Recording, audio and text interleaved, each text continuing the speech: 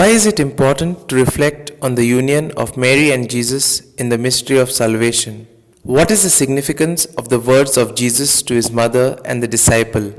What does today's gospel tell us about Mary?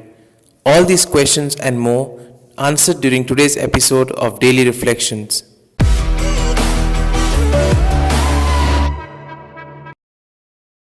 Today, Feast of our Sorrowful Mother. The Gospel of the day presents the passage in which Mary, the mother of Jesus, and the beloved disciple meet at Calvary before the cross. The mother of Jesus appears 2 times in the Gospel of John, at the beginning, at the wedding feast in Cana, and at the end, at the foot of the cross. These 2 episodes only are present in John's Gospel, and they have a very profound value. Which brings us to the first point, at the foot of the cross. The woman and the beloved disciple, together at the foot of the cross.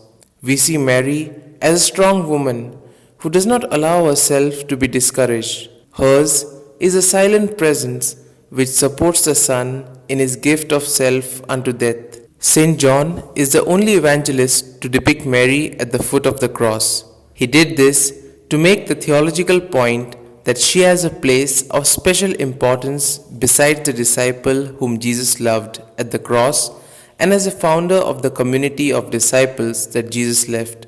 Mary is the first Christian who heard the word, accepted and followed it. We ask her to intercede for us in receiving the grace from her Son.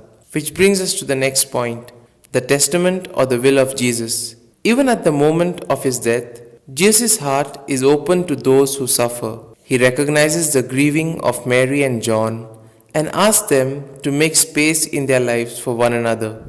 The words of Jesus are significant. At the request of Jesus, the beloved disciple receives the mother in his house. In the house of the beloved disciple, in the Christian community, the full sense of the Old Testament is discovered. The New Testament cannot be understood without the Old one, nor is the Old one complete without the New one. Today's Gospel focuses on the gift that Jesus gives from the cross, giving his mother to John and John to his mother. This has been interpreted down through the ages as John representing us, the Church as the body of Christ. This means that Mary is following the same role of looking after us as she had when she looked after Jesus. Which brings us to the next point, Mary in the New Testament. The New Testament speaks very little about Mary, and she says even less. Mary is the mother of silence. The Bible only contains 7 utterances of Mary.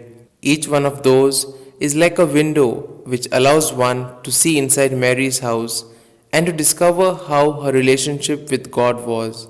The Gospel of John, besides describing the facts, reveals a symbolic dimension which exists in them. Thus, in both cases, at Cana and at the foot of the cross, the mother of Jesus represents symbolically the Old Testament waiting for the New Testament to arrive. And in the 2 cases, she contributes to the arrival of the New Testament. Mary appears like the step between what existed before and what will arrive afterwards. At Cana, she symbolizes the Old Testament. She perceives the limits of the Old Testament and takes the initiative so that the new one may arrive. The key to understanding all this is given by Luke. Blessed are those who receive the word of God and put it into practice. Here are some points for our personal reflection.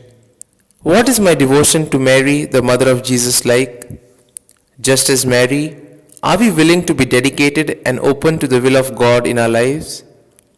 Are we ready to accept one another in our lives? These points can be of great help to reflect on today's Gospel. And if you like our reflection, do share the good news of our Lord. Have a good day, and may God bless you all. Amen.